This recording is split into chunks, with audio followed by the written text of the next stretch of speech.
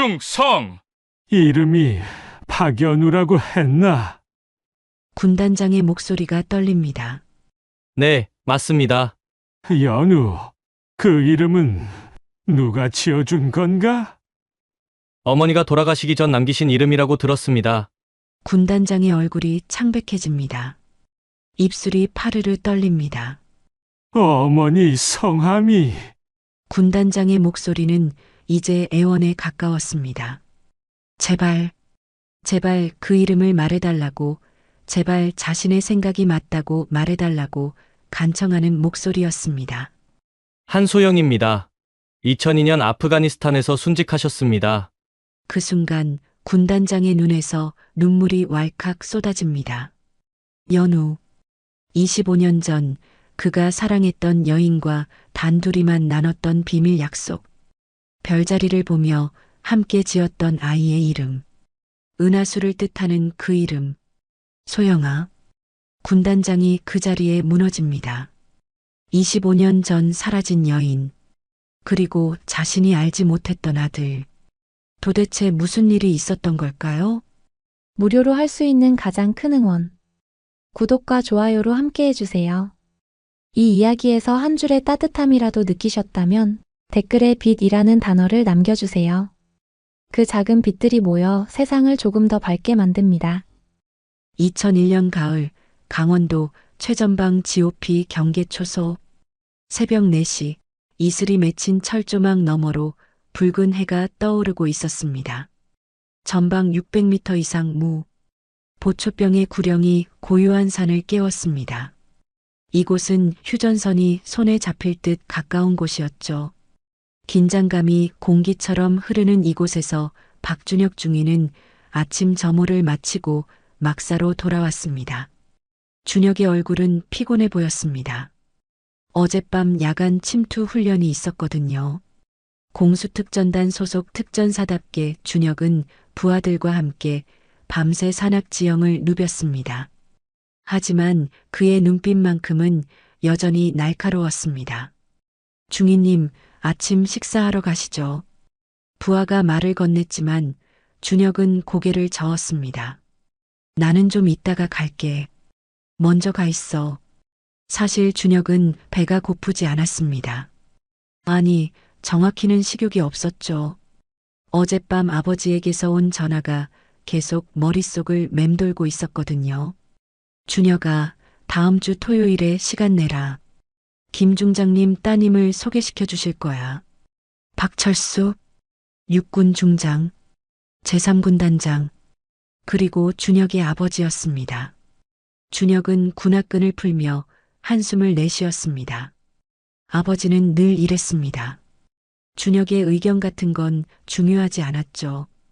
할아버지가 6.25 참전 용사였고 아버지가 군단장이니 당연히 아들도 그 길을 따라야 한다고 믿었습니다. 군인 집안은 군인 집안끼리 통해야 한다. 아버지가 자주 하던 말이었습니다. 하지만 준혁은 달랐습니다. 그는 명문가의 후광이 싫었습니다. 그래서 일부러 육군사관학교 대신 ROTC를 선택했고 편한 보직 대신 공수특전단을 지원했습니다. 저는 제 인생을 살고 싶습니다. 준혁은 혼잣말을 중얼거렸습니다. 오후 2시 전방 의무대. 다음 분. 젊은 여군 장교의 목소리가 대기실에 울렸습니다. 한소영 중위, 26세. 군의관이었죠. 소영은 이곳 전방 의무대에 배치된 지 석 달째였습니다. 소영의 하루는 언제나 바빴습니다. 훈련 중 다친 병사들, 감기에 걸린 병사들, 스트레스로 잠을 못 자는 병사들, 하루에도 수십 명을 진료해야 했습니다. 하지만 소영은 불평하지 않았습니다. 오히려 이 일이 좋았습니다. 고등학교 때부터 의사를 꿈꿨고 장학금으로 의대에 진학했습니다. 평범한 집안 출신이었지만 실력 하나로 여기까지 왔습니다. 소영 중위님, 잠깐 나와보세요. 밖에서 급한 목소리가 들렸습니다. 소영은 진료실 문을 열고 나갔습니다. 그리고 깜짝 놀랐습니다. 2명의 병사가 한 장교를 부축하며 들어오고 있었거든요. 그 장교의 팔에서 피가 흐르고 있었습니다. 훈련 중에 낙하산줄에 걸려서요. 병사가 다급하게 설명했습니다. 빨리 들어오세요. 소영은 즉시 준비된 침대를 가리켰습니다. 부상자가 침대에 누웠습니다. 소영은 재빨리 군복 소매를 걷어 올렸습니다. 상처가 깊었습니다. 봉합이 필요해 보였습니다. 마취 주사 놓을게요. 조금만 참으세요. 소영의 목소리는 침착했습니다. 손은 떨림 없이 움직였습니다. 주사를 놓고 소독을 하고 바늘을 들었습니다. 그제야 소영은 부상자의 얼굴을 제대로 보았습니다. 예상보다 젊어 보였습니다. 계급장을 보니 중이었습니다. 그런데 이상했습니다. 이렇게 깊은 상처인데도 표정 하나 변하지 않았거든요. 많이 아프시죠? 소영이 조심스럽게 물었습니다. 괜찮습니다. 짧은 대답이었습니다. 목소리는 낮고 단단했습니다. 소영은 말없이 봉합을 시작했습니다. 한 땀 한 땀 정성스럽게 꿰맸습니다. 10분쯤 지났을까요? 봉합이 끝났습니다. 다 됐습니다. 일주일 후에 실밥 뽑으러 오세요. 소영이 말했습니다. 그제야 준혁이 소영을 제대로 바라보았습니다. 피곤한 눈빛이었지만 어딘가 따뜻했습니다. 손놀림도 능숙했고 목소리도 부드러웠습니다. 감사합니다. 준혁이 일어나 경례를 올렸습니다. 소영도 받았습니다. 조심히 가세요. 그렇게 두 사람의 첫 만남이 끝났습니다. 하지만 둘 다 몰랐습니다. 이것이 시작이라는 것을요. 일주일 후 준혁은 다시 의무대를 찾았습니다. 실밥 뽑으러 왔습니다. 앉으세요. 소영은 준혁의 팔을 살펴보았습니다. 상처는 깨끗하게 아물고 있었습니다. 잘 관리하셨네요. 덕분입니다. 준혁의 목소리에 미소가 섞여 있었습니다. 소영도 자신도 모르게 입가에 미소를 띄었습니다. 실밥을 뽑는 동안 준혁은 소영을 관찰했습니다. 집중할 때 살짝 입술을 깨무는 버릇이 있었습니다. 손은 정말 섬세하게 움직였습니다. 다 됐습니다. 고맙습니다. 그런데 준혁이 망설이며 말을 꺼냈습니다. 혹시 시간 되실 때 커피 한 잔 하실 수 있을까요? 그 순간 소영의 손이 멈췄습니다. 얼굴이 살짝 붉어졌습니다. 저 근무 중이라서요. 퇴근 후에요. 부대 앞 카페에서요. 준혁의 목소리는 진지했습니다. 소영은 잠시 고민했습니다. 하지만 이상하게 거절할 수가 없었습니다. 알겠습니다. 그날 저녁 두 사람은 부대 앞 작은 카페에서 마주 앉았습니다. 커피 향이 번지는 조용한 공간이었습니다. 저는 박준혁입니다. 공수특전단 소속이에요. 한소영입니다. 의무대 군의관이고요. 어색한 침묵이 흘렀습니다. 준혁이 먼저 입을 열었습니다. 왜 군의관을 선택하셨어요?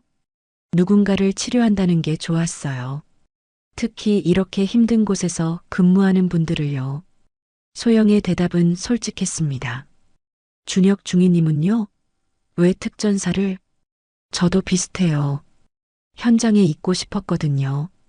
준혁이 미소 지었습니다. 그 미소를 보며 소영도 편안해졌습니다. 그날 이후 두 사람은 자주 만났습니다. 근무가 끝난 후 짧은 시간이라도 함께 했습니다. 대화를 나누고 서로를 알아갔습니다. 그리고 어느새 사랑이 싹트고 있었습니다. 석 달이 흘렀습니다. 2002년 초봄 최전방 GOP는 여전히 추웠지만 두 사람의 마음만큼은 따뜻했습니다. 준혁과 소영은 조심스럽게 사랑을 키워갔습니다. 근무가 끝난 후 부대 뒤편 작은 벤치에서 만났고 휴일이면 민간인 통제구역 경계선 근처 작은 카페에서 시간을 보냈습니다. 소영 씨, 이거 받아요. 어느 날 저녁 준혁이 작은 상자를 건넸습니다.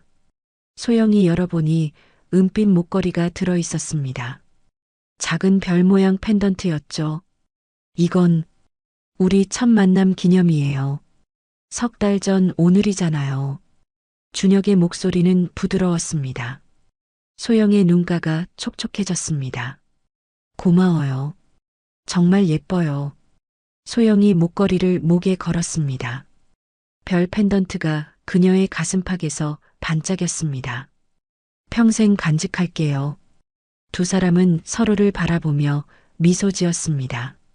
하지만 둘 다 알고 있었습니다. 이 사랑이 쉽지 않을 거라는 것을요. 그리고 그 예감은 곧 현실이 되었습니다. 2002년 3월 서울 용산구 국방부 청사 박철수 중장은 넓은 집무실에 앉아 서류를 검토하고 있었습니다. 제3군단장으로서 그의 하루는 언제나 바빴습니다. 그때 보좌관이 들어왔습니다. 군단장님, 김 중장님께서 전화 주셨습니다. 김 중장? 철수의 얼굴에 미소가 번졌습니다. 김 중장은 육사 동기였고 현재 수도방위 사령관이었습니다.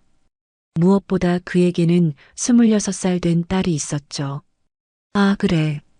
바꿔줘. 전화를 받은 철수는 한참 동안 대화를 나눴습니다. 그리고 전화를 끊은 후 만족스러운 표정을 지었습니다. 보좌관, 준혁이한테 연락 좀 해봐. 다음 주 토요일에 서울로 올라오라고. 알겠습니다. 철수는 창밖을 바라보았습니다. 서울 시내가 한눈에 들어왔습니다. 이제 준혁이도 결혼할 나이지. 김 중장님 따님이면 더할 나위 없어. 철수는 이미 모든 것을 계획하고 있었습니다. 아들의 미래를요. 며칠 후 준혁은 아버지에게서 온 전화를 받았습니다. 준혁아, 다음 주 토요일에 시간 내라. 갑자기요? 무슨 일이신데요? 좋은 사람 소개시켜 주려고. 김 중장님 따님이야. 준혁의 표정이 굳었습니다. 아버지, 저는. 준혁아, 우리 집안이 어떤 집안이냐? 3대째 군인 집안이야. 할아버지는 6.25에서 싸우셨고 나는 군단장까지 왔어. 너도 장군까지 가려면 좋은 배필을 만나야 해. 저한테는 이미. 무슨 소리야? 혹시 누구 만나고 있어? 준혁은 말을 잇지 못했습니다. 아버지의 목소리에는 경고가 담겨 있었습니다. 준혁아, 군인은 군인과 결혼해야 해. 하지만 격이 맞아야 한다. 이건 우리 집안의 전통이야. 제 인생은 제가 삽니다. 준혁이 처음으로 아버지에게 반박했습니다. 전화 너머로 침묵이 흘렀습니다. 그리고 철수의 차갑게 식은 목소리가 들렸습니다. 다음 주 토요일 오후 2시 서울 신라호텔 로비야. 꼭 나와라. 철수가 일방적으로 전화를 끊었습니다. 준혁은 한참 동안 전화기를 쥔 채 멍하니 서 있었습니다. 그날 저녁 준혁은 소영을 만났습니다. 부대 뒤편 벤치에 나란히 앉았습니다. 봄바람이 불었지만 준혁의 표정은 어두웠습니다. 무슨 일 있어요? 소영이 걱정스럽게 물었습니다. 소영 씨, 우리 아버지가 선 보라고 하셨어요. 소영의 얼굴이 굳었습니다. 그럼 어떻게 하실 거예요? 당연히 안 가죠. 내가 사랑하는 사람은 소영 씨잖아요. 준혁이 소영의 손을 잡았습니다. 따뜻했지만 동시에 떨리고 있었습니다.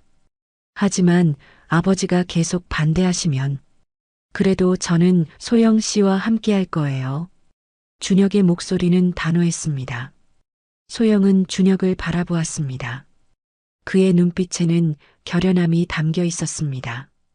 고마워요. 하지만 저 때문에 아버지와 사이가 나빠지는 건 원하지 않아요.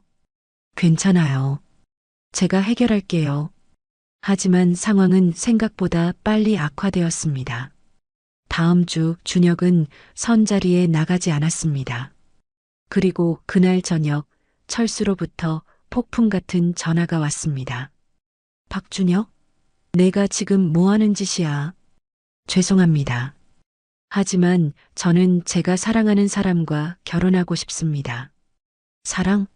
사랑이 뭐가 중요해? 집안이 중요하지. 철수의 목소리는 분노로 가득했습니다. 저한테는 사람이 더 중요합니다. 준혁아, 마지막으로 묻는다. 내가 만나는 사람이 누구냐? 준혁은 잠시 망설였습니다. 그리고 용기를 냈습니다. 한소영 중위입니다. 군의관이에요. 군의관? 어느 집안 자제분인데? 평범한 집안이십니다. 전화 너머로 비웃음 소리가 들렸습니다. 평범한 집안? 우리 박씨 집안에 평범한 집안이 들어온다고? 절대 안 돼. 아버지, 당장 헤어져. 안 그러면. 철수가 말을 끊었습니다. 하지만 준혁은 알 수 있었습니다. 아버지가 무언가 할 거라는 것을요. 그리고 일주일 후 준혁과 소영에게 동시에 명령서가 내려왔습니다. 아프가니스탄 다국적군 파병 명단 선발. 준혁은 특수작전팀으로, 소영은 의무지원팀으로 배치되었습니다. 둘 다 자원한 적이 없었습니다.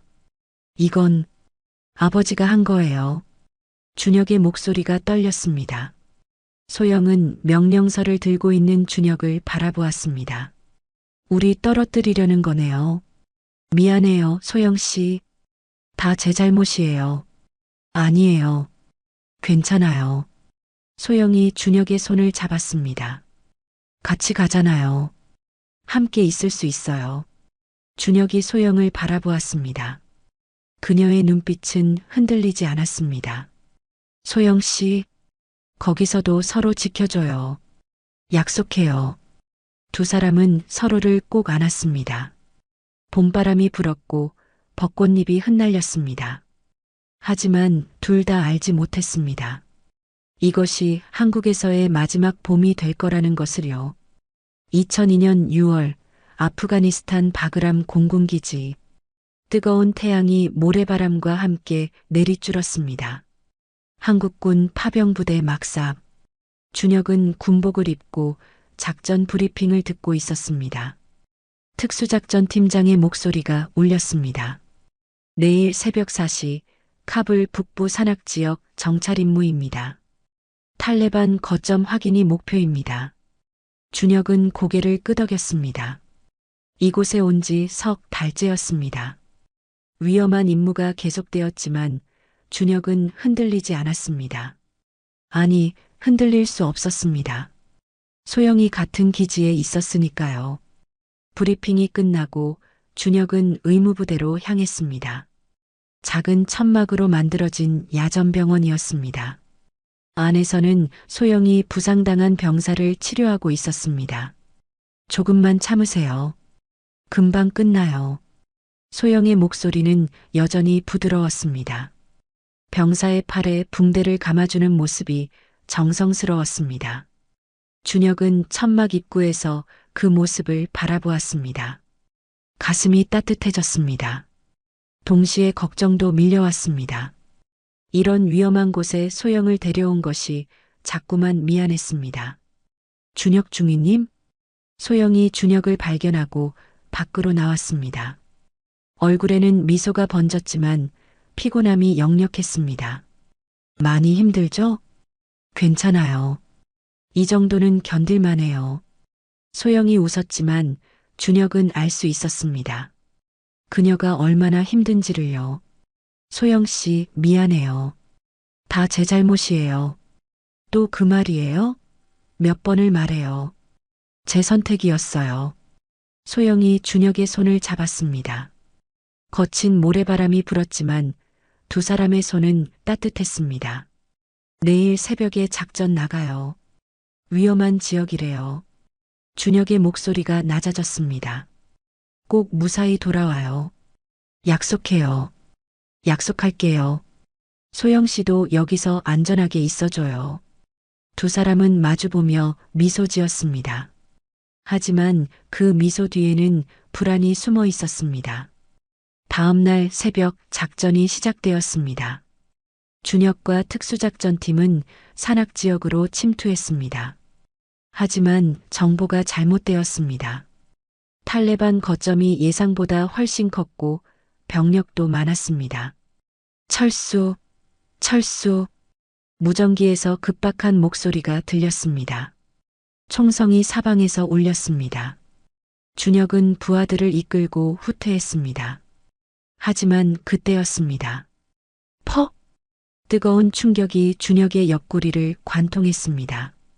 총에 맞았습니다. 중위님, 부하가 소리쳤습니다. 준혁은 이를 악물었습니다. 피가 흘렀지만 멈출 수 없었습니다. 계속 움직여. 멈추면 다 죽어. 준혁은 부하들을 먼저 보냈습니다. 자신은 엄폐물 뒤에서 엄호 사격을 했습니다. 의식이 흐려졌지만 버텼습니다. 소영의 얼굴이 떠올랐습니다. 소영 씨, 약속했잖아. 꼭 돌아간다고. 몇 시간 후 준혁은 야전병원 침대에 누워 있었습니다. 옆구리에는 붕대가 감겨 있었고 수액이 연결되어 있었습니다. 천천히 눈을 뜨자 소영의 얼굴이 보였습니다. 눈이 빨갛게 부어 있었습니다. 울었던 것 같았습니다. 소영 씨, 준혁의 목소리는 약했습니다. 바보, 왜 그렇게 무리했어요? 소영의 목소리가 떨렸습니다. 눈물이 뚝뚝 떨어졌습니다. 미안해요. 약속 지켰잖아요. 돌아왔어요. 준혁이 힘겹게 웃었습니다. 소영은 준혁의 손을 꼭 잡았습니다. 다시는 이러지 마요. 제발, 약속할게요. 며칠 후 준혁은 회복되었습니다. 소영의 정성스러운 치료 덕분이었습니다. 하지만 이번에는 소영에게 이상한 증상이 나타났습니다. 아침마다 구토가 심했고 어지러움을 호소했습니다. 처음에는 피로 때문이라고 생각했습니다. 하지만 일주일이 지나도 증상이 계속되었습니다. 그날 저녁 소영은 혼자 검사를 했습니다. 그리고 결과를 보는 순간 온몸이 얼어붙었습니다. 임신 2개월. 소영의 손이 떨렸습니다. 믿을 수 없었습니다. 하지만 분명했습니다. 뱃속에 새 생명이 자라고 있었습니다. 어떻게 하지? 준혁 씨한테 뭐라고 말하지? 소영은 한참을 고민했습니다. 그리고 결심했습니다. 말해야 한다고요. 그날 밤 소영은 준혁을 불렀습니다. 기지 뒤편 조용한 곳이었습니다. 별이 쏟아질 듯 많았습니다. 준혁 씨, 할 말이 있어요. 소영의 목소리가 떨렸습니다. 무슨 일이에요? 표정이 안 좋은데. 저, 임신했어요. 그 순간 시간이 멈춘 것 같았습니다. 준혁은 소영을 뚫어지게 바라보았습니다. 뭐라고요? 임신 2개월이에요. 제가 검사해봤어요. 준혁의 눈이 커졌습니다. 그리고 천천히 입가에 미소가 번졌습니다. 눈에는 눈물이 고였습니다. 소영 씨, 정말요? 준혁이 소영의 손을 잡았습니다. 소영이 고개를 끄덕였습니다. 네, 우리 아기예요. 그 순간 준혁은 소영을 와락 끌어안았습니다. 눈물이 주르륵 흘렀습니다. 고마워요. 정말 고마워요. 준혁의 목소리가 떨렸습니다. 소영도 울었습니다. 두 사람은 그렇게 한참을 안고 있었습니다. 소영 씨, 돌아가면 바로 결혼해요. 아버지가 뭐라고 하든 상관없어요. 하지만, 아니에요. 이제 우리는 가족이에요. 소영 씨, 그리고 우리 아기. 준혁이 소영의 배를 살며시 만졌습니다. 아직 배가 나오지 않았지만 그 안에 생명이 있다는 게 신기했습니다. 아빠가 될 거예요. 제가. 준혁의 목소리에는 기쁨이 가득했습니다. 좋은 아빠 될 거예요. 저는 알아요. 소영이 미소 지었습니다. 하지만 그때 현실적인 문제가 떠올랐습니다. 준혁 씨, 저 한국으로 돌아가야 할 것 같아요. 임신한 상태로 여기 있으면 위험해요. 준혁도 고개를 끄덕였습니다. 그래요. 당장 귀국 신청할게요. 소영 씨부터 먼저 보내야겠어요. 준혁 씨는 언제 돌아와요? 저는 3개월 더 있어야 해요. 임무가 남았거든요. 소영의 얼굴이 어두워졌습니다. 3개월. 길어요. 금방 갈게요. 약속해요. 그리고 한국 가면 바로 만나요. 그때 우리 결혼식 올려요. 준혁이 소영의 손을 꼭 잡았습니다. 약속해요. 꼭 무사히 돌아와요. 약속할게요. 소영 씨도 건강하게 있어요. 우리 아기랑요. 두 사람은 별이 쏟아지는 밤하늘 아래에서 서로를 안았습니다. 사막에 차가운 바람이 불었지만 두 사람의 가슴은 뜨거웠습니다.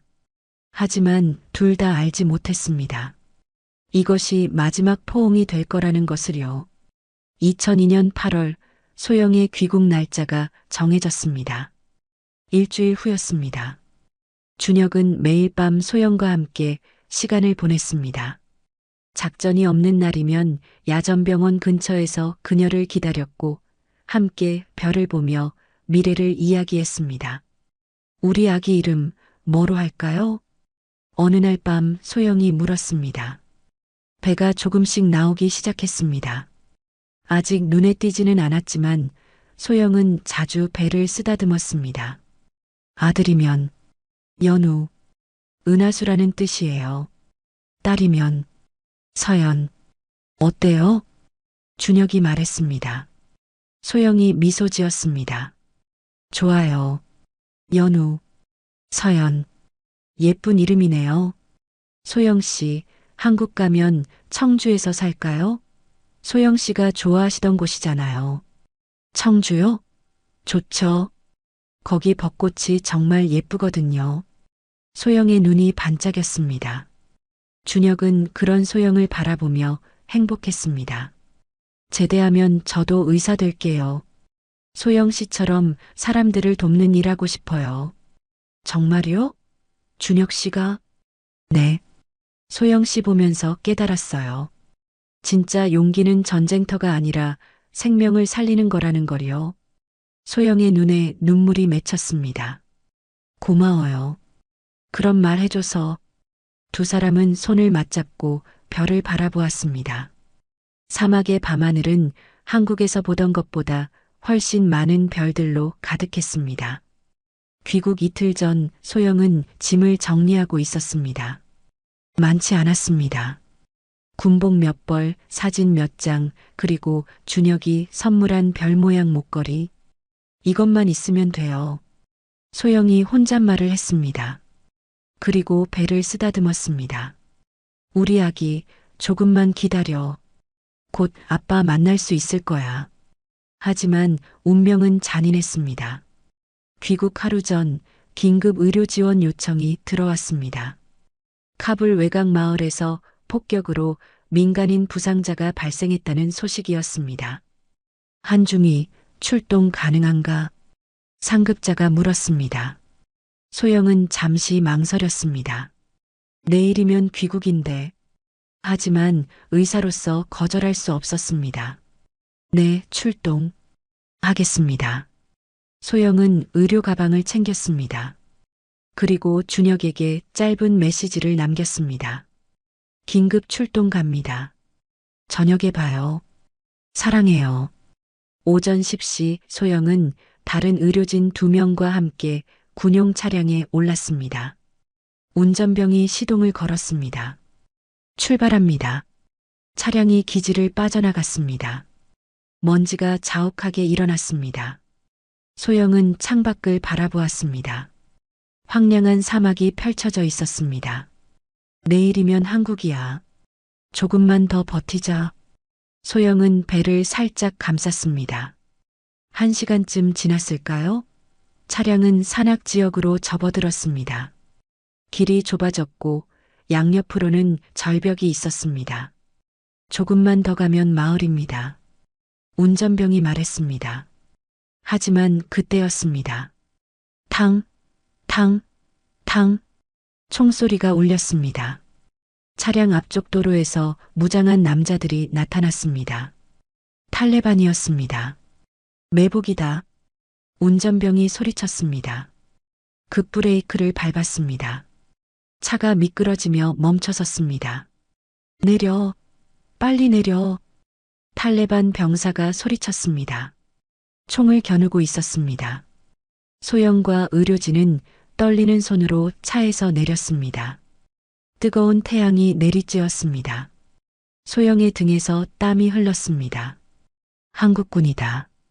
여자 장교도 있어. 탈레반 병사들이 현지어로 대화했습니다. 그리고 한 명이 다가와 소영의 계급장을 확인했습니다. 중이 같이 있겠어. 그들은 소영과 의료진을 차량에 태웠습니다. 한국군 차량은 그대로 버려졌습니다. 오후 3시 준혁은 작전에서 돌아왔습니다. 피곤했지만 마음은 가벼웠습니다. 내일이면 소영이 한국으로 가니까요. 저녁에 작별 인사 제대로 해야지. 준혁은 막사로 향했습니다. 하지만 막사 앞에는 긴급 소집된 장교들이 모여 있었습니다. 분위기가 심상치 않았습니다. 무슨 일입니까? 준혁이 물었습니다. 그때 상급자가 준혁을 불렀습니다. 박중희, 이리 와보게. 준혁이 다가갔습니다. 상급자의 얼굴이 굳어 있었습니다. 의료진 차량이 탈레반에게 납치당했네. 한중희도 그 안에 있었어. 그 순간 준혁의 머릿속이 하얘졌습니다. 뭐라고요? 오전에 출동했던 의료진 말일세. 연락이 두절됐어. 차량만 발견됐고 준혁의 다리에서 힘이 빠졌습니다. 그 자리에 주저앉을 뻔했습니다. 소영 씨, 준혁의 입에서 신음이 새어나왔습니다. 박중희, 정신 차리게. 지금 구출 작전 준비 중이야. 하지만 준혁은 듣지 못했습니다. 귀에서 윙윙거리는 소리만 들렸습니다. 내일 한국 가는 거였는데. 왜? 그날 밤부터 지옥이 시작되었습니다. 한국 정부는 즉각 비상사태를 선포했습니다. 국방부는 긴급회의를 열었고 박철수 군단장도 직접 구출 작전을 지휘하게 되었습니다. 내 아들의 여자가 납치됐다고? 철수는 처음에 믿을 수 없었습니다. 하지만 곧 사실을 확인했습니다. 그리고 책임감을 느꼈습니다. 내가 파병 보낸 거나 마찬가지야. 철수는 모든 정보력을 동원했습니다. 미군과도 협조했습니다. 하지만 탈레반은 교묘하게 숨어 있었습니다. 아프가니스탄 현지에서는 준혁이 미친 듯이 움직였습니다. 수색 작전에 매번 참여했습니다. 정보가 들어올 때마다 직접 확인하러 갔습니다. 박중희, 무리하지 말게. 상급자가 말렸지만 준혁은 듣지 않았습니다. 제가 찾아야 합니다. 소영 씨가 거기 있어요. 준혁의 눈은 충혈되어 있었습니다. 며칠째 제대로 자지 못했습니다. 밥도 먹지 않았습니다. 한 달이 지났습니다. 탈레반에게서 요구사항이 왔습니다. 한국군 철수와 몸값 100만 달러. 한국 정부는 협상을 시도했습니다. 하지만 쉽지 않았습니다. 2달이 지났습니다. 준혁은 더욱 야위어 갔습니다. 밤마다 악몽을 꿨습니다. 소영이 고통받는 꿈이었습니다. 소영 씨, 미안해. 준혁은 매일 밤 울었습니다. 3달째 준혁은 상부 명령을 어기고 단독 수색 작전을 시도했습니다. 정보를 입수한 마을로 혼자 침투했습니다. 하지만 잘못된 정보였습니다. 오히려 준혁이 포위당할 뻔했습니다. 간신히 구조되었지만 군사재판에 회부되었습니다. 박준혁 중위 명령 불복종 및 단독행동으로 군사재판에 회부한다. 하지만 아버지 박철수 군단장이 중재에 나섰습니다. 제발 아들을 한국으로 보내주시오. 저 상태로는 결국 준혁은 귀국 조치되었습니다. 공항에서 준혁은 아프가니스탄의 하늘을 바라보았습니다. 눈물이 흘렸습니다. 소영 씨, 미안해요. 못 찾아서 미안해요. 6개월이 지났지만 소영의 생사는 여전히 불명이었습니다. 2002년 11월 아프가니스탄 북부 산악지역 어둡고 좁은 방 안에서 소영은 벽에 기댄 채 앉아 있었습니다. 납치된 지 석 달이 지났습니다. 몸은 야위었고 얼굴에는 생기가 사라졌습니다. 하지만 배만은 점점 불러오고 있었습니다. 임신 5개월이었습니다. 소영이 신음을 흘렸습니다. 배가 자주 아팠습니다. 제대로 먹지 못해서였습니다. 하루에 빵 한 조각과 물 한 컵이 전부였습니다. 버텨야 해. 우리 아기를 위해서라도. 소영은 배를 쓰다듬었습니다. 뱃속에서 아기가 움직이는 게 느껴졌습니다. 그 작은 움직임이 소영에게는 유일한 희망이었습니다. 연우야, 엄마가 꼭 너를 지켜줄게. 그때 문이 열렸습니다. 탈레반 병사가 들어왔습니다. 손에는 빵과 물이 들려 있었습니다. 먹어. 병사가 무뚝뚝하게 말했습니다. 소영은 떨리는 손으로 빵을 받았습니다. 감사합니다. 소영은 천천히 빵을 먹었습니다. 목이 메었지만 삼켜야 했습니다. 아기를 위해서요. 병사는 소영의 배를 보았습니다. 그리고 뭔가 중얼거리며 나갔습니다. 문이 다시 잠겼습니다. 소영은 어둠 속에 혼자 남았습니다. 준혁 씨, 저를 찾고 있겠죠. 기다리고 있겠죠. 소영은 눈을 감았습니다. 준혁의 얼굴이 떠올랐습니다. 그의 따뜻한 미소가, 부드러운 목소리가 그리웠습니다. 조금만 더 버티면 구조될 거야. 하지만 시간은 잔인하게 흘렀습니다. 12월이 왔습니다. 산악 지역은 추웠습니다. 소영에게는 얇은 담요 하나만 주어졌습니다. 밤이면 몸이 얼어붙을 것 같았습니다. 임신 6개월. 배가 더욱 불러왔습니다. 움직이기도 힘들었습니다. 어느 날 소영은 결심했습니다. 여기서 아기를 낳을 순 없어. 탈출해야 해. 소영은 매일 문과 창문을 살폈습니다. 탈출 루트를 찾았습니다. 그리고 기회를 기다렸습니다. 2003년 1월 어느 추운 밤이었습니다. 밖에서 소란스러운 소리가 들렸습니다. 탈레반 병사들이 무언가로 바쁜 것 같았습니다. 지금이야. 소영은 천천히 문으로 다가갔습니다. 문에는 오래된 자물쇠가 걸려 있었습니다. 소영은 며칠 전부터 숨겨둔 쇠붙이를 꺼냈습니다. 떨어진 철사 조각이었습니다. 손이 떨렸습니다. 하지만 멈출 수 없었습니다. 아기를 위해서. 철컥. 자물쇠가 열렸습니다. 소영은 숨을 죽이며 문을 열었습니다. 복도는 어두웠습니다. 조심스럽게 발을 내디뎠습니다. 한 걸음, 두 걸음. 배가 무거워서 걷기가 힘들었습니다. 하지만 계속 움직였습니다. 밖으로 나왔습니다. 차가운 공기가 얼굴을 때렸습니다. 하지만 자유의 공기였습니다. 소영은 어둠 속을 걸었습니다. 산을 향해 걸었습니다. 뒤에서 소리가 들렸습니다. 도망쳤다. 잡아. 발견되었습니다. 소영은 뛰기 시작했습니다. 배가 무거웠지만 멈출 수 없었습니다. 산길은 험했습니다. 돌에 발이 걸렸습니다. 나뭇가지가 얼굴을 긁었습니다. 하지만 계속 뛰었습니다. 1시간, 2시간. 소영은 더 이상 뛸 수 없었습니다. 다리에서 힘이 빠졌습니다. 그 자리에 주저앉았습니다. 배가 아프기 시작했습니다. 진통이었습니다. 안 돼. 아직은 안 돼. 하지만 진통은 점점 심해졌습니다. 소영은 나무에 기댔습니다. 온몸에서 땀이 흘렀습니다. 누구 없어요. 도와주세요.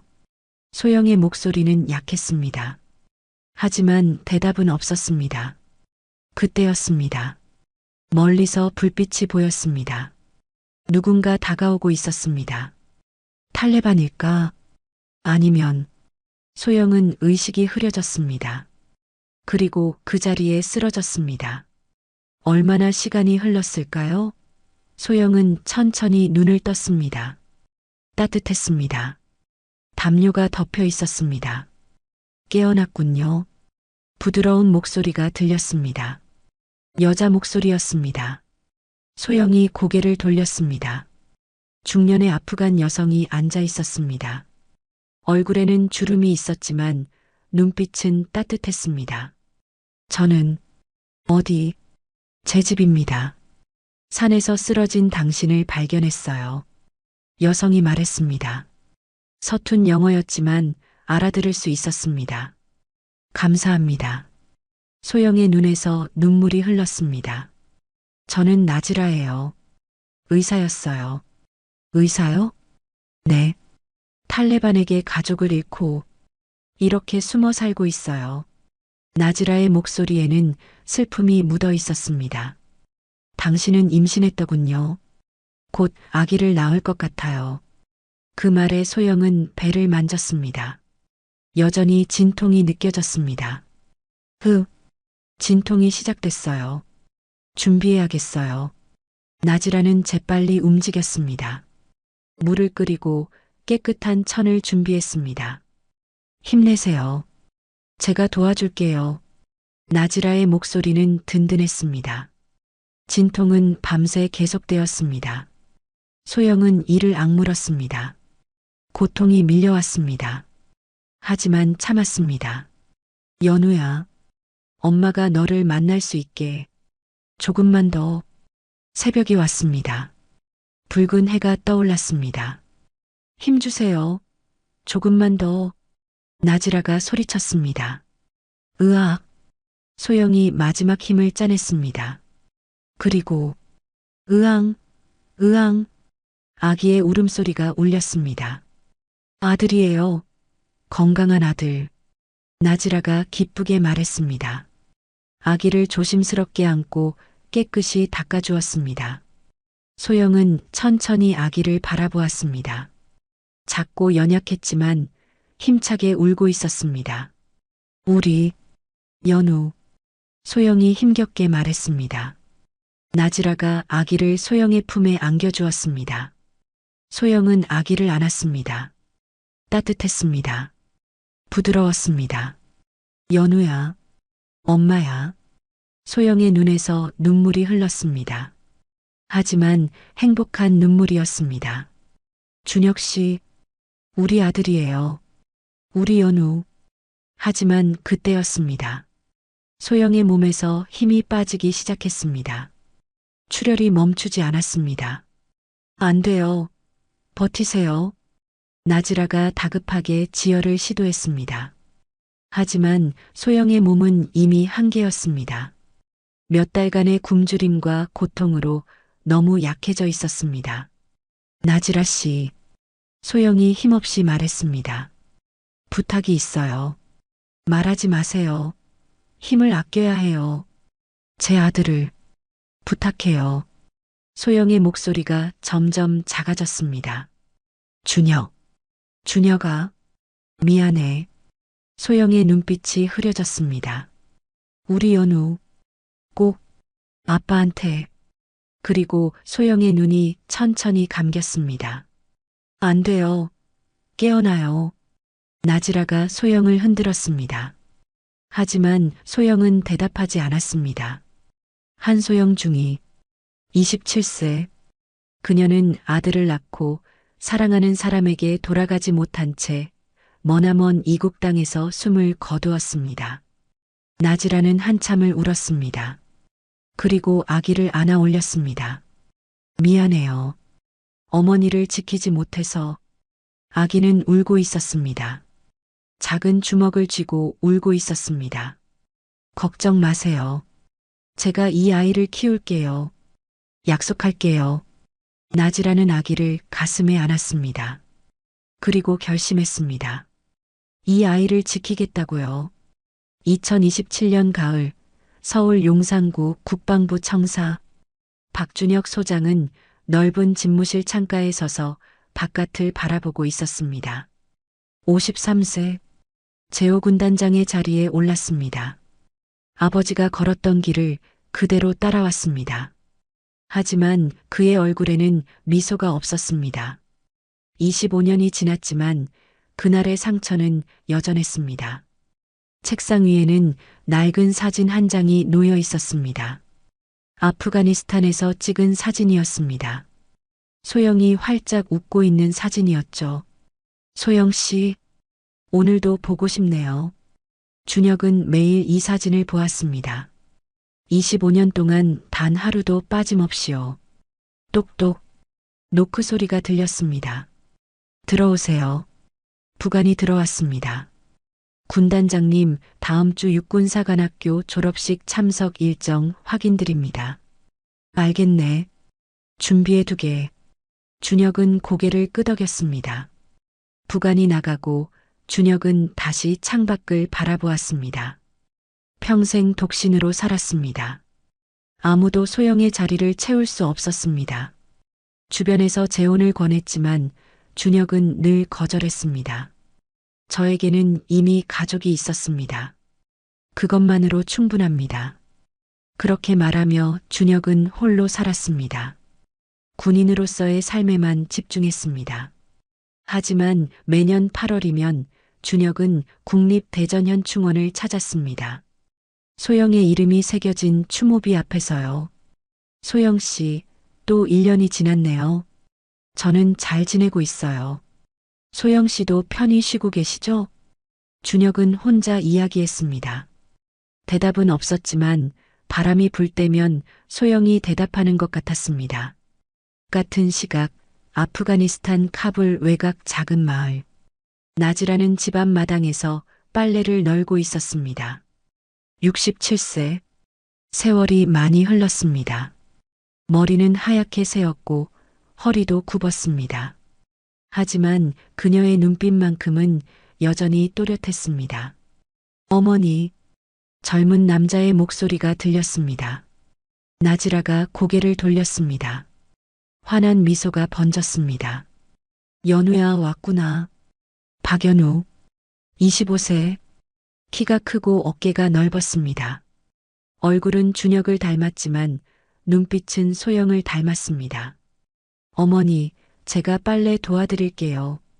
연우가 다가와 빨래를 넘겨받았습니다. 나지라는 아들을 바라보며 흐뭇해했습니다. 고맙구나. 우리 아들. 연우는 나지라의 아들로 자랐습니다. 아프간 이름은 아미르였지만 나지라는 늘 그를 연우라고 불렀습니다. 소영이 남긴 마지막 말이었으니까요. 15세가 되던 해 연우는 진실을 알게 되었습니다. 어머니, 저는 어머니의 친아들이 아니죠? 어느 날 저녁 연우가 물었습니다. 친구들과 다른 자신의 외모가 늘 궁금했습니다. 나지라는 한참을 침묵했습니다. 그리고 오래된 상자를 꺼냈습니다. 연우야, 앉아라. 나지라는 모든 것을 이야기했습니다. 25년 전 그날 밤의 일을요. 소영이 어떻게 연우를 낳았는지, 마지막 순간 무슨 말을 남겼는지. 이것이 너의 어머니가 남긴 것들이란다.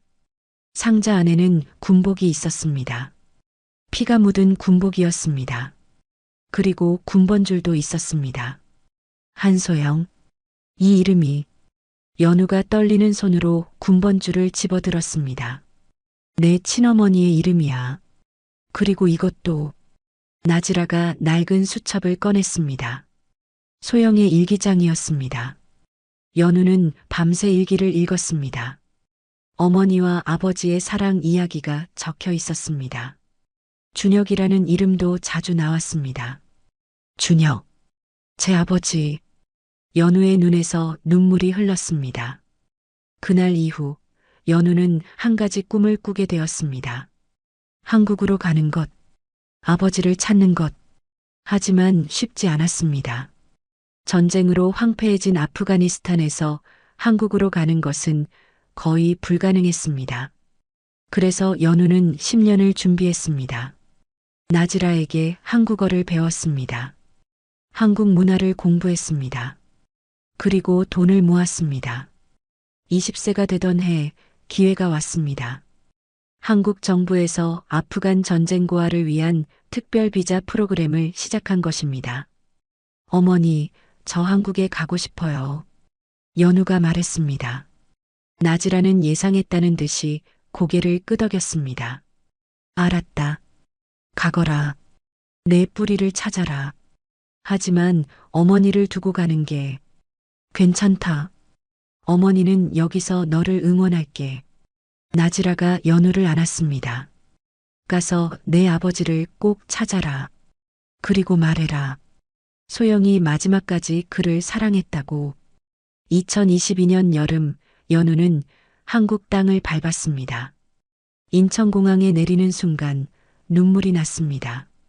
어머니, 제가 왔어요. 연우는 어머니의 나라를 느꼈습니다. 같은 얼굴들, 같은 말을 하는 사람들. 여기가 어머니가 태어난 곳이구나. 연우는 한국 국적을 취득했습니다. 이름도 공식적으로 박연우로 바꿨습니다. 어머니가 남긴 일기장에서 아버지의 성이 박씨라는 것을 알았기 때문입니다. 그리고 연우는 결심했습니다. 어머니처럼 군인이 되기로요. 저도 어머니처럼 누군가를 지키는 사람이 되고 싶어요. 연우는 육군사관학교에 지원했습니다. 특별 전형이었습니다. 전쟁고아 출신, 한국어 능통, 강한 체력. 모든 조건을 갖추었습니다. 합격했습니다. 육군사관학교에서의 4년은 힘들었지만 보람찼습니다. 연우는 최선을 다했습니다. 훈련에서도 학업에서도 뒤처지지 않았습니다. 그리고 4학년이 되던 해 연우는 군단장 표창을 받게 되었습니다. 우수생도로 선발된 것입니다. 박연우생도 축하합니다. 교관이 말했습니다. 감사합니다. 연우는 기뻤습니다. 하지만 동시에 떨렸습니다. 군단장이 직접 시상한다는 소식을 들었기 때문입니다. 혹시 그분이 제 아버지일까? 연우는 어머니의 일기장에서 본 이름을 기억했습니다. 박준혁? 현재 군단장이라는 정보도 찾았습니다. 하지만 확신할 수 없었습니다. 박씨 성을 가진 군단장이 한 명만 있는 것은 아니었으니까요. 시상식 날이 다가왔습니다. 연우는 정복을 입고 거울을 보았습니다. 떨리는 손으로 목에 어머니의 군번줄을 걸었습니다. 어머니, 오늘 아버지를 만날 수 있을까요? 연우는 깊게 숨을 들이마셨습니다. 그리고 시상식장으로 향했습니다. 강당은 생도들로 가득했습니다. 앞쪽 단상에는 높은 계급장을 단 장군들이 앉아 있었습니다. 그중 한 명이 일어섰습니다. 제5군단장 박준혁 소장이었습니다. 연우의 심장이 쿵쾅거렸습니다. 저분이 혹시? 연우는 단상으로 걸어갔습니다. 한 걸음 한 걸음. 준혁은 표창장을 들고 서 있었습니다. 그리고 연우를 보는 순간 멈췄습니다. 이 얼굴은 준혁의 손이 떨리기 시작했습니다. 연우의 얼굴에서 소영이 보였습니다. 그리고 동시에 자신의 젊은 시절 모습도 보였습니다. 박연우생도 전방으로. 사회자가 말했습니다. 연우가 준혁 앞에 섰습니다. 경례를 올렸습니다. 필승. 준혁은 경례를 받았습니다. 하지만 시선은 연우의 얼굴에서 떼어지지 않았습니다. 표창장을 건네려던 준혁의 손이 멈췄습니다. 연우의 목에 걸린 군번줄이 보였기 때문입니다. 낡은 군번줄. 거기에 새겨진 이름. 한소영. 준혁의 온몸이 얼어붙었습니다. 시간이 멈춘 것 같았습니다. 준혁의 시선은 연우의 목에 걸린 군번줄에 고정되어 있었습니다. 한소영. 25년 전 자신이 마지막으로 본 그 이름. 매일 밤 꿈에서 불렀던 그 이름.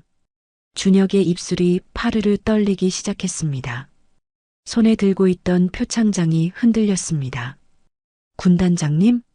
사회자가 조심스럽게 불렀습니다. 하지만 준혁은 듣지 못했습니다. 귀에서 윙윙거리는 소리만 들렸습니다. 연우도 느꼈습니다. 군단장이 자신을 보는 눈빛이 심상치 않다는 것을요. 그 눈빛에는 충격과 슬픔, 그리고 무언가 알 수 없는 감정이 뒤섞여 있었습니다. 생도. 준혁이 떨리는 목소리로 입을 열었습니다. 나이가 어떻게 되나? 갑작스러운 질문이었습니다. 시상식장이 조용해졌습니다. 모두가 이상하다는 눈빛으로 바라보았습니다.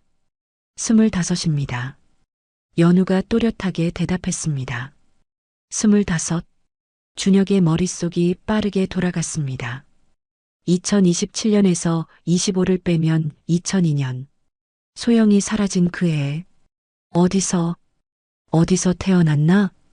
준혁의 목소리가 더욱 떨렸습니다. 주변 사람들이 수군거리기 시작했습니다. 아프가니스탄입니다. 그 대답을 듣는 순간 준혁의 다리에서 힘이 빠졌습니다. 표창장이 손에서 떨어질 뻔했습니다. 아프가니스탄. 25살. 그리고 소영의 군번줄. 그 군번줄은 준혁이 떨리는 손으로 연우의 군번줄을 가리켰습니다. 어디서 구한 건가?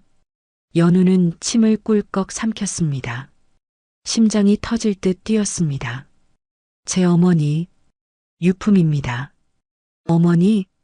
준혁의 눈이 커졌습니다. 성함이 뭔가? 준혁의 목소리는 이제 애원에 가까웠습니다. 제발 그 이름을 말해달라고, 제발 자신의 생각이 맞다고 말해달라고 간청하는 목소리였습니다. 연우의 눈에 눈물이 맺혔습니다. 그리고 또렷하게, 떨리지만 분명하게 대답했습니다. 한소영입니다. 육군 중위. 2003년 아프가니스탄에서 저를 낳으시고 돌아가셨습니다. 순간 강당이 완전히 조용해졌습니다. 바늘 떨어지는 소리도 들릴 것 같았습니다. 준혁의 얼굴이 창백해졌습니다. 입술이 새파랗게 질렸습니다. 손이 덜덜 떨렸습니다. 준혁의 입에서 신음이 새어나왔습니다. 그리고 그 자리에서 무릎이 꺾였습니다. 군단장님. 주변 사람들이 놀라 소리쳤습니다. 하지만 준혁은 멈출 수 없었습니다. 무릎을 꿇은 채 준혁은 연우를 올려다보았습니다. 눈에서 눈물이 주르륵 흘렀습니다. 소영이가 너를. 준혁은 말을 잇지 못했습니다. 목이 메었습니다. 25년간 쌓아온 모든 감정이 한순간에 무너져 내렸습니다. 연우도 더 이상 참을 수 없었습니다. 눈물이 쏟아졌습니다. 어머니가 마지막으로 남기신 말씀이 준혁, 연우, 우리 약속? 이라고 하셨답니다. 그 말을 듣는 순간 준혁은 완전히 무너졌습니다. 으악! 준혁이 소리내어 울기 시작했습니다. 53세 군단장이 수많은 전투를 겪어온 군인이 부하들 앞에서 아이처럼 울었습니다. 소영아. 준혁은 고개를 떨구고 오열했습니다. 어깨가 들썩였습니다. 연우는 더 이상 견딜 수 없었습니다. 생도로서의 예의도 군인으로서의 자세도 잊었습니다. 연우는 무릎 꿇은 준혁 앞으로 다가갔습니다. 그리고 조심스럽게 떨리는 손으로 준혁의 어깨를 감싸 안았습니다. 아버지. 그 한마디에 준혁의 울음이 더욱 거세졌습니다. 준혁은 연우를 끌어안았습니다. 25년 만에 만난 아들을, 존재조차 몰랐던 아들을 힘껏 안았습니다. 미안하다. 미안해. 아빠가 미안해. 준혁이 연우의 등을 두드리며 울었습니다. 지켜주지 못해서 내 엄마를, 너를 지켜주지 못해서. 아니에요. 아버지 잘못이 아니에요. 연우도 울며 대답했습니다. 어머니는 행복하셨을 거예요. 아버지를 사랑하셨으니까. 두 사람은 그렇게 한참을 안고 있었습니다. 강당 안에 수백 명이 그 모습을 지켜보았습니다. 누군가는 눈물을 닦았고 누군가는 고개를 숙였습니다. 시상식은 중단되었습니다. 준혁과 연우는 조용한 방으로 옮겨졌습니다. 방 안 두 사람은 마주 앉았습니다. 준혁은 여전히 눈물을 흘리고 있었고 연우도 마찬가지였습니다. 이야기를 들려줄 수 있겠나? 준혁이 떨리는 목소리로 물었습니다. 네. 연우는 천천히 이야기하기 시작했습니다. 나즈라에게 들은 이야기를요. 어머니가 어떻게 탈출했는지, 어떻게 자신을 낳았는지, 마지막 순간 무슨 말을 남겼는지. 준혁은 한마디 한마디를 가슴에 새겼습니다. 눈물이 멈추지 않았습니다. 소영이가 그렇게 혼자서. 준혁의 목소리가 갈라졌습니다. 제가 찾지 못해서 6개월 동안 미친 듯이 찾았는데 결국 아버지 잘못이 아니에요. 연우가 준혁의 손을 잡았습니다. 어머니의 일기장을 읽었어요. 어머니는 아버지를 정말 사랑하셨어요. 마지막 순간까지도요. 연우는 가방에서 낡은 수첩을 꺼냈습니다. 소영의 일기장이었습니다. 준혁은 떨리는 손으로 일기장을 받았습니다. 천천히 펼쳤습니다. 소영의 글씨가 보였습니다. 2002년 6월 15일. 오늘 준혁 씨가 작전에서 다쳐 돌아왔다. 가슴이 철렁했다. 하지만 무사해서 다행이다. 준혁 씨 사랑해요. 준혁의 눈에서 눈물이 뚝뚝 떨어져 일기장을 적셨습니다. 2002년 7월 1일. 임신 사실을 알았다. 어떻게 말하지? 준혁 씨가 놀라실까? 하지만 기쁠 것 같다. 우리 아기. 이름은 연우로 하자. 준혁 씨가 좋아하실 것 같다. 준혁은 일기를 더 읽을 수 없었습니다. 너무 슬펐습니다. 너무 그리웠습니다. 소영아, 미안해. 정말 미안해. 준혁이 일기장을 가슴에 꼭 안았습니다. 연우는 그런 아버지를 바라보았습니다. 25년간 혼자 고통받았을 아버지를요. 아버지, 연우가 조심스럽게 말했습니다. 어머니가 계신 곳에 함께 가주실 수 있나요? 준혁이 고개를 들었습니다. 눈이 빨갛게 충혈되어 있었습니다. 어머니가 계신 곳? 네. 아프가니스탄에 어머니가 묻혀 계세요. 나즈라 어머니가 작은 묘를 만들어 주셨대요. 준혁의 가슴이 저려왔습니다. 그래. 가야지. 당연히 가야지. 준혁이 고개를 끄덕였습니다. 우리 소영이한테 우리 아들 데리고 간다고 말해야지. 준혁은 연우를 다시 안았습니다. 이번에는 더 꽉, 더 따뜻하게 안았습니다. 연우야, 아빠가 늦어서 미안하다. 25년이나 늦어서. 아니에요, 아버지. 이제 만났잖아요. 이제 함께 있잖아요. 두 사람은 그렇게 한참을 안고 있었습니다. 밖에서는 해가 지고 있었습니다. 하지만 방 안 두 사람의 마음에는 따뜻한 빛이 피어나고 있었습니다. 25년 만의 재회. 아버지와 아들이 마침내 만났습니다. 2027년 10월 아프가니스탄행 비행기 안. 준혁과 연우는 나란히 앉아 있었습니다. 창밖으로는 구름이 흘러갔습니다. 두 사람은 말이 없었지만 손은 꼭 잡고 있었습니다. 아버지, 긴장되세요? 연우가 조심스럽게 물었습니다. 응. 25년 만에 소영이를 만나러 가니까. 준혁의 목소리가 떨렸습니다. 손에는 작은 꽃다발이 들려 있었습니다. 소영이 좋아하던 하얀 국화였습니다. 잘 지냈다고. 뭐라고 말해야 할까? 있는 그대로 말씀하시면 돼요. 어머니는 다 이해하실 거예요. 연우가 아버지의 손을 꼭 쥐었습니다. 12시간의 비행 끝에 두 사람은 카불 공항에 도착했습니다. 25년 전 준혁이 떠났던 그곳이었습니다. 여기가 그때 그곳이구나. 준혁은 공항을 둘러보았습니다. 많은 것이 변했지만 어딘가 익숙했습니다. 뜨거운 공기와 모래바람은 여전했습니다. 공항 밖에는 한 사람이 기다리고 있었습니다. 히잡을 쓴 나이 든 여성이었습니다. 나지라였습니다. 연우. 나지라가 반갑게 손을 흔들었습니다.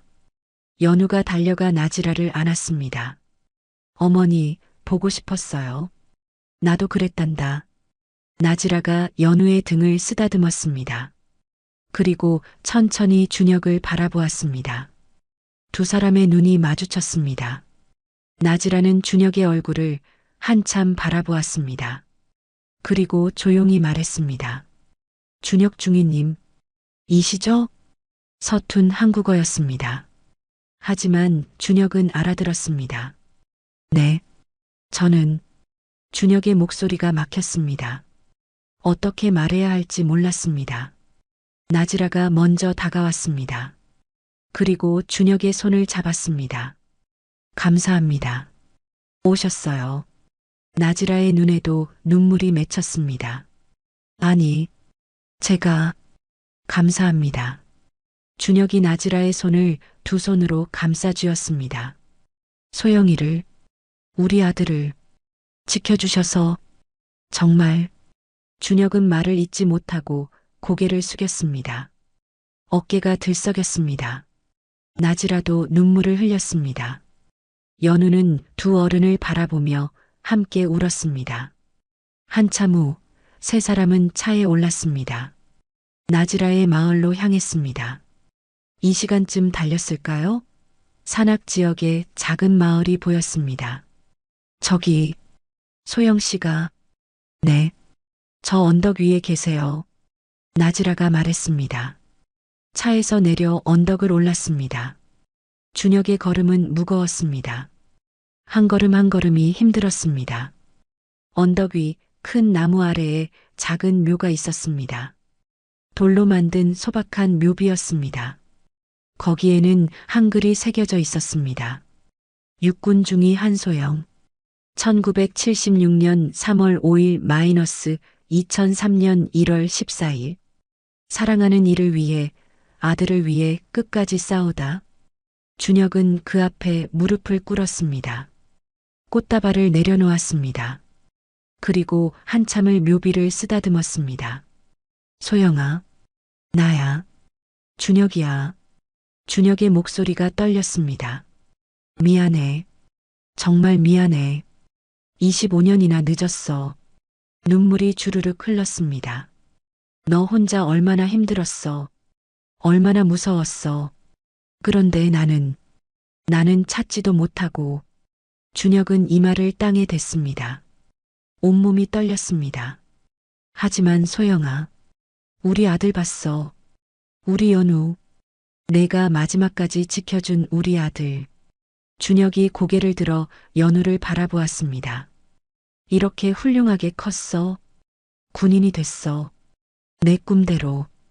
연우도 무릎을 꿇고 어머니 묘 앞에 절했습니다. 어머니, 저예요. 연우예요. 아버지 모시고 왔어요. 연우의 목소리도 떨렸습니다. 어머니가 주신 생명, 잘 지키며 살고 있어요. 나지라 어머니 덕분에 건강하게 자랐어요. 나지라도 조용히 다가와 묘 앞에 앉았습니다. 소영, 약속 지켰어요. 연우를 잘 키웠어요. 그리고 아버지를 찾아줬어요. 세 사람은 그렇게 한참을 묘 앞에 앉아 있었습니다. 바람이 불었습니다. 따뜻한 바람이었습니다. 마치 소영이 대답하는 것 같았습니다. 고마워. 모두 고마워. 며칠 후 세 사람은 한국으로 돌아왔습니다. 하지만 혼자가 아니었습니다. 소영의 유해를 함께 모셔왔습니다. 한국 정부는 특별히 봉환을 허가했습니다. 국방부 장관이 직접 연결식을 주관했습니다. 한소영 중위는 조국과 평화를 위해 헌신하다 순직하셨습니다. 그 희생을 기억하겠습니다. 연결식에는 많은 사람이 참석했습니다. 2002년 함께 파병됐던 동료들, 당시 구출작전에 참여했던 군인들, 그리고 할아버지, 연우가 조심스럽게 불렀습니다. 휠체어에 앉은 노인이 있었습니다. 박철수 80세, 예편한 대장이었습니다. 내가 연우구나. 철수가 떨리는 목소리로 말했습니다. 준혁이 아버지 옆에 섰습니다. 아버지, 제 아들입니다. 소영 씨의 아들이자 제 아들입니다. 철수는 한참을 연우를 바라보았습니다. 그리고 천천히 고개를 끄덕였습니다. 내가 틀렸다. 철수의 목소리에는 후회가 가득했습니다. 진정한 명문가는 핏줄이 아니라 희생과 사랑으로 만들어지는 거였어. 철수가 연우의 손을 잡았습니다. 용서해다오. 할아버지가 내 어머니를 제대로 보지 못했다. 아니에요, 할아버지. 괜찮아요. 연우가 철수의 손을 꼭 잡았습니다. 이제 가족이잖아요. 우리는 장례식 다음 날 국립대전현충원 안장식이 열렸습니다. 가을 햇살이 따스하게 내리쬐는 현충원. 태극기가 덮인 관이 안장대로 옮겨졌습니다. 준비 자세. 군악대의 연주가 시작되었습니다. 조용하고 장엄한 선율이었습니다. 안장대 앞에 세 사람이 나란히 섰습니다. 가장 오른쪽 휠체어의 박철수 대장, 가운데 박준혁 군단장, 가장 왼쪽 박연우 소위, 3대가 나란히 선 모습이었습니다. 사회자의 목소리가 울렸습니다. 고 한소영 중위를 위한 경례. 경례. 첫 번째, 박철수가 떨리는 손을 들어 경례했습니다. 며느리, 용서하시오. 그리고 감사하오. 우리 손자를 낳아주셔서. 두 번째, 박준혁이 차렷 자세로 경례했습니다. 소영아, 사랑해. 영원히 사랑해. 다음 생에도 꼭 다시 만나자. 세 번째, 박연우가 군인답게 경례했습니다. 어머니, 군인으로서, 아들로서 평생 자랑스럽게 살겠습니다. 어머니의 뜻을 이어서 세 남자의 경례가 하나가 되었습니다. 가을 하늘 아래 그 모습은 숭고했습니다. 경례가 끝나고 관이 천천히 땅속으로 내려갔습니다. 흙이 조금씩 덮였습니다. 준혁은 마지막 흙을 손으로 떴습니다. 그리고 관 위에 뿌렸습니다. 편히 쉬어, 소영아. 이제 집에 왔어. 몇 달 후 연우는 육군 소위로 임관했습니다. 그리고 군의관 과정을 밟기 시작했습니다. 어머니처럼 생명을 살리는 군인이 되고 싶습니다. 연우의 꿈이었습니다. 준혁은 여전히 군단장으로 복무했습니다. 하지만 이제는 혼자가 아니었습니다. 아들이 있었고 아버지가 있었고 낮이라도 한국으로 초대해 함께 살았습니다. 우리는 가족입니다. 피로 이어진 것이 아니라 사랑으로 이어진 가족입니다. 준혁이 자주 하는 말이었습니다. 2028년 가을, 국군의 날. 준혁과 연우는 정복을 입고 현충원을 찾았습니다. 소영의 묘 앞에 섰습니다. 묘비에는 새로운 글이 추가되어 있었습니다. 사랑하는 아내, 존경하는 어머니, 당신의 사랑은 영원합니다. 마이너스 준혁, 연우. 소영 씨, 올해도 왔어요. 준혁이 묘비를 쓰다듬으며 말했습니다. 연우가 이제 군의관이 됐어요. 정말 열심히 하고 있어요. 어머니, 오늘 첫 수술 성공했어요. 연우도 말했습니다. 어머니가 지켜봐 주신 것 같았어요. 두 사람은 나란히 차렷 자세를 취했습니다. 그리고 함께 외쳤습니다. 나라를 위해, 사랑을 위해 희생하신 한소영 중위님께 경례. 필승. 두 목소리가 하나가 되어 하늘로 울려 퍼졌습니다. 바람이 불었습니다. 따뜻한 바람이었습니다. 낙엽이 하나 둘 떨어졌습니다. 준혁은 하늘을 올려다보았습니다. 파란 하늘이 펼쳐져 있었습니다. 소영아, 보고 있지? 우리 아들, 우리 연우. 이렇게 훌륭하게 자랐어. 준혁의 입가에 미소가 번졌습니다. 25년 만에 처음으로 진심에서 우러나오는 미소였습니다. 연우도 하늘을 보았습니다. 어머니, 행복하세요. 저도 행복해요. 아버지도 이제 웃으세요. 두 사람은 손을 잡았습니다. 아버지와 아들의 손이었습니다. 그렇게 두 사람은 한참을 서 있었습니다. 소영의 묘 앞에서요. 사랑은 죽음보다 강했습니다. 25년의 시간도, 전쟁도, 고통도 그 사랑을 끊을 수 없었습니다. 그 사랑이 지금 아버지와 아들로 이어져 계속되고 있었습니다. 소영 씨 사랑해요. 영원히. 준혁의 속삭임이 바람에 실려 흘러갔습니다. 그리고 어디선가 소영의 대답이 들리는 것 같았습니다. 나도 사랑해요, 준혁 씨. 그리고 우리 연우. 고마워요. 엄마 자랑스러워요. 오늘 이야기 어떠셨나요? 사랑은 시간도 전쟁도 죽음도 이기지 못합니다. 25년의 세월이 흘러도 한 약속은 결국 이어졌습니다. 당신이라면 사랑을 위해 얼마나 기다릴 수 있나요? 진짜 군인의 용기는 적을 향한 총이 아니라 사랑을 지키는 마음이 아닐까요? 그들은 증명했습니다. 진정한 충성은 조국을 넘어 사랑으로 완성된다는 것을. 지금까지 인생은 옆집 사연이었습니다. 감사합니다.